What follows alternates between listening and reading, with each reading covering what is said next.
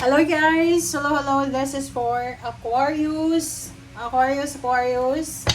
Welcome dito sa aking channel, Kapalaran 888 Aquarius. So, please connect your intuition sa lahat ng messages na lalabas dito sa reading natin.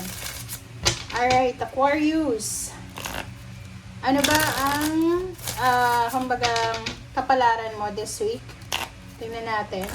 What's the message of the tarot para sa'yo sa linggong ito? Okay. Kumuha tayo dito ng 3 cards. Aquarius. Okay. First card mo is number 46. Number 2, 2 of Clover. Railroad. Okay. Aquarius. Okay, next cards. It's number 9, 9 of diamonds, number 39, and 5 of diamonds, number 28. So this is number 10, number 5, 9, 10, 11, 12. So 12 and 9. Alright. Okay. So, kung makikita mo dyan sa baraha, yung railroad dito na forecast, this is a long journey. So, pwedeng ikaw ay isang Aquarius na mahilig kang mag-road ride gamit yung motor or kotse or yung malayo siya na travel. So, pwedeng by plane, by car, by bus. You need to be careful dito. Okay? Maging careful ka sa linggong ito kasi maybe there's a problem of accident or maybe pwedeng sa loob ng sasakyan, like especially if public siya na transportation, may mangyaring robbery or nakawan, okay, or hold up. So yun kailangan mong mag-ingat. Okay, next card natin is number 39. Dito sinasabi ng baraha sa'yo na sa usaping relationship, emotion, family life, napaganda ang linggong ito. Kumbaga, sobra-sobra yung happiness mo. Sobra-sobrang contentment ang mararamdaman mo. And the last card sa deck na to is number 5. So, dito sinasabi, this one is anchor. So, sinasabi neto na yung iba sa inyo dyan, if you are planning to travel, to relocate, to pause, kasi anchor siya diba? So, ibig sabihin, pag nilagay na yung anchor, kailangan tumigil na yung ship. So, eto, sinasabi ng baraha sa'yo na if ever may plano ka na mag-travel or may plano kang mag-relocate or whatever man, yun nga sabi dito, you need to be careful. So, sa linggong ito, if napag-desisyonan mo na wag na munang mag-travel, ihang na muna, successful ito na kumbaga solution mo, na hindi ka muna magta-travel. Kasi medyo delikado or kumbaga prone ang linggong ito para sa aksidente or sa mga nakawan, or robbery, or kidnap, or hold up. Okay, sorry, hindi sa kidnap, sa hold up siya. Okay. Let's check another deck tayo.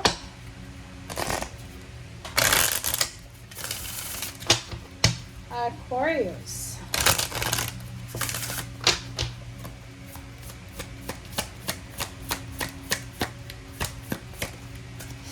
Okay, Aquarius acceptance.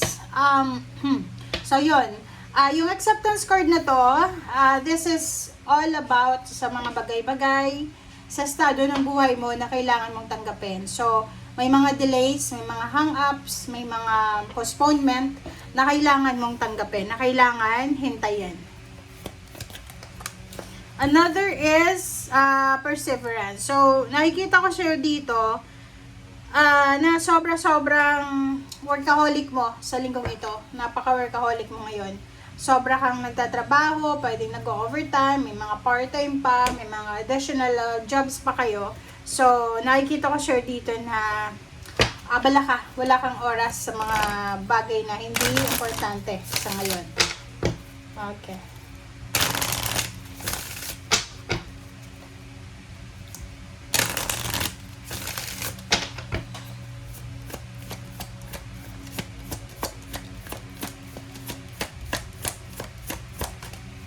Okay. Thorns. Number 14, number 5. So, sinasabi ng bara sa'yo dito na may mga issues ka. Like, maybe internal issues yan. May mga issues ka sa buhay mo na medyo nag-aalala ka. But, sinasabi ng bara sa'yo, Aquarius, na just let go. Let go, let God, accept. Huwag kang masyadong mag-alala para sa future mo. Just focus lang sa kasalukuyan. Yun na nga, may mga sitwasyon ngayon na medyo hindi papabor sa'yo kasi pwedeng yun, may mga travel kayong gustong gawin pero hindi siya matutuloy. It's because of may mga nangyari. But sinasabi ng baraha sa'yo, huwag kang mag-alala. Lahat daw ng mga pangarap mo sa buhay, manifestation, ay makukuha mo yan. Ang kailangan mo lang sa ngayon is maghintay. Okay? Hintayin natin yung tamang panahon, yung tamang pagkakataon. Huwag kang masyadong magmadali, lalo na sa linggong ito.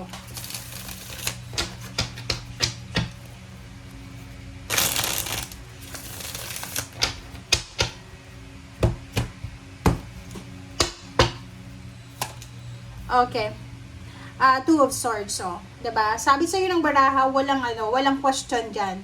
Walang magsasabi sa iyo na wala nang mangyayari sa buhay mo, sa mga pangarap mo, especially doon sa mga Aquarius na na-postpone yung mga pangarap nila. Walang question dito. So, sinasabi ng baraha sa iyo na huwag kang masyadong mag-alala.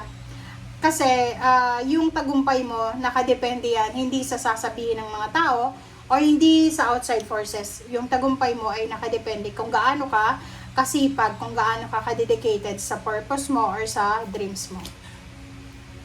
Okay, so dito sinasabi ng baraha sa'yo na ngayong linggo ay posibleng makakatanggap ka ng tawag galing sa iyong pamilya or pwedeng invitation. So may mga mangyayaring like wedding anniversaries, birthdays, or any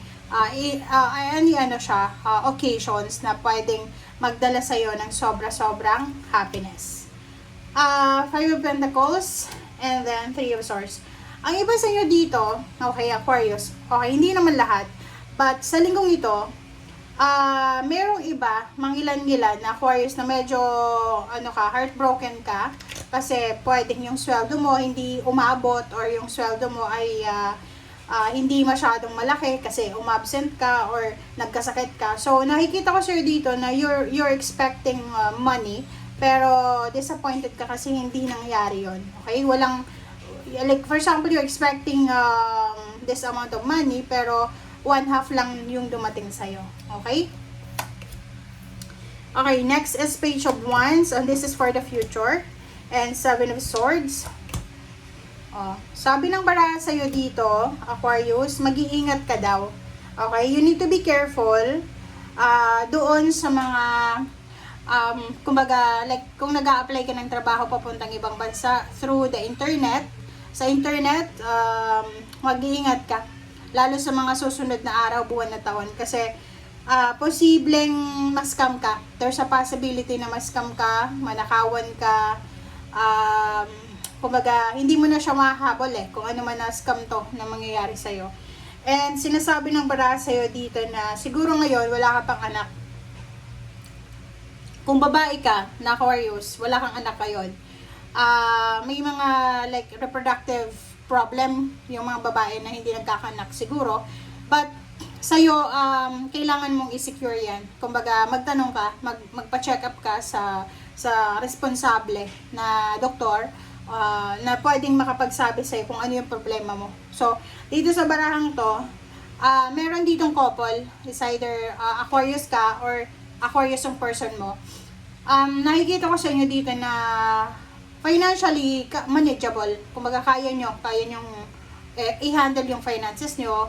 May pumapasok, may lumalabas. But, ang problema nyo siguro is isa sa inyong dalawa ay namumroblema kung baka meron kayong problema sa reproductive na pwedeng yun yung rason kung bakit hindi kayo magkaanak. So, sinasabi ng barahan na to na huwag kayong mag-assume. Okay? Kasi minsan yung iba, di ba? Pag hindi nagkakaanak ng 2 years, 3 years, 4 years, 5 years, nag-a-assume na. Nagsa-self-diagnose Like, i-diagnose mo yung sarili mo, hindi ko magkaanak kasi infertile ako. No.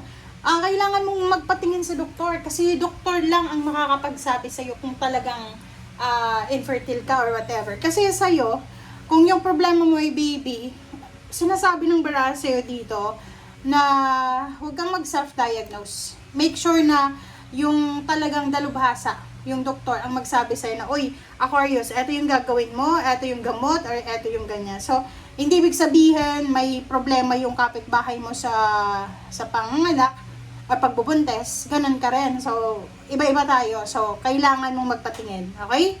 Thank you guys for watching and see you again. Bye!